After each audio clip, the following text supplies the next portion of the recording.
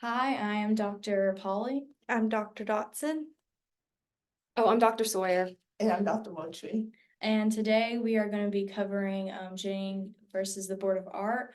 We are experts here to explain what art conservation is to the jury. So first off, art conservation is the preservation of art and objects of cultural heritage through examination, documentation, treatment, and prevention. The term art conservation denotes the maintenance and preservation of works of art and the protection from future damage. So the fourth step is preservation, which means to prevent or delay restoration. Examination means to determine the structural and soundness of a work of art and to determine the methods of materials of fabrication for that work of art. Documentation means to record the current condition and fabrication of a work of art through photography, radiography, ultraviolet, fluorescent, and chromatography in this trick. Restoration means to stabilize the cultural insecurities or weakness to recover the original paint surface by removing and reduction of the varnishes and retouching.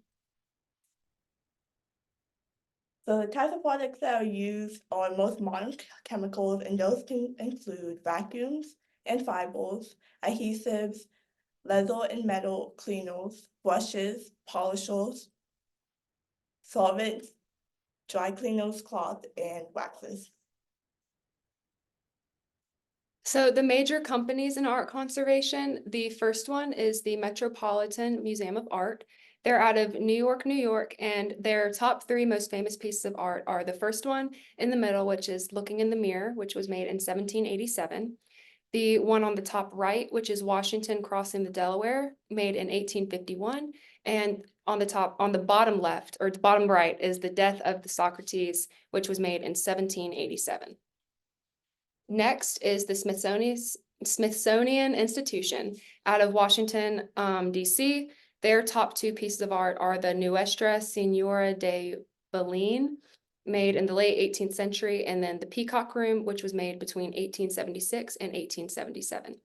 And the Nuestra Senora de Belén is the first one on the left, and then the Peacock Room is the one on the right. Next is Yale University out of New Haven, Connecticut. Their top two famous pieces of art are number 13A, she can say it. Arabesque by Jackson Pollock, which is on the top, and then Blam, which is on the bottom, which was made in 1962. And 13A was made in 1948. And next is the University System of Maryland out of Adelphi, Maryland, and their most famous piece of art is the Old Senate Chamber, made in 1768. Okay, next is the chemist's role in art conservation. First, the chemists have a lot of roles and responsibilities. A lot of them are laboratory analysis methods and instrumentation, computer imaging skills, documentation and database skills, mastery of fabrication and conservation techniques, material testing methods, knowledge of materials, aging, corrosiveness, weathering, and microbial degradation processes. And then for the educational background, one must obtain a bachelor's degree in chemistry, archaeology, studio art, or art history. And then eventually with this background, it will help them get into master's programs. They must have a master's degree to work in art conservation, and that degree must be in art conservation, or a similar field. During these programs, they learn to preserve and protect artwork. To enter these programs are very competitive, and a lot of them require past work experiences or internships. And the average salary that one makes as an art conservationist is $45,710. This specific field is projected to grow 20% over the next year. Okay, next is the importance of chemistry.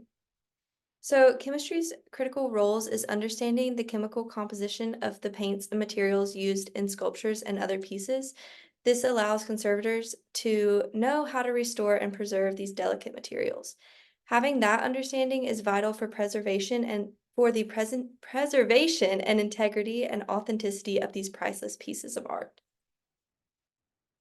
Okay, how chemistry contributes within the industry. Used to increase the development of the tools that allow for better conservation and regaining the authenticity of these pieces, such as synthetic resins that are designed to enhance the pigment and create a glossy finish similar to the original resin.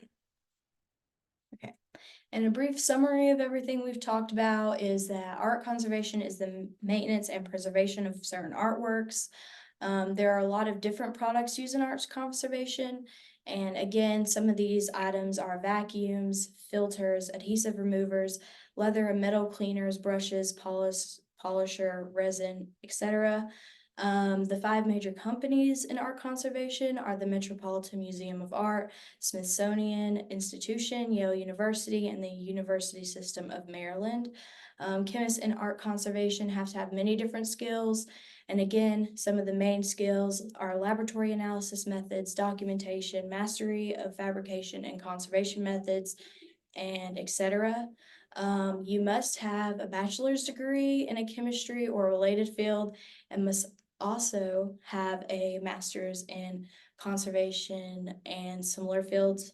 Sorry, bachelor's degree in chemistry or related field and the master's in conservation. Understanding the chemical composition of paints and materials used allow art conservators to know how to restore and preserve materials that can be damaged easily throughout years.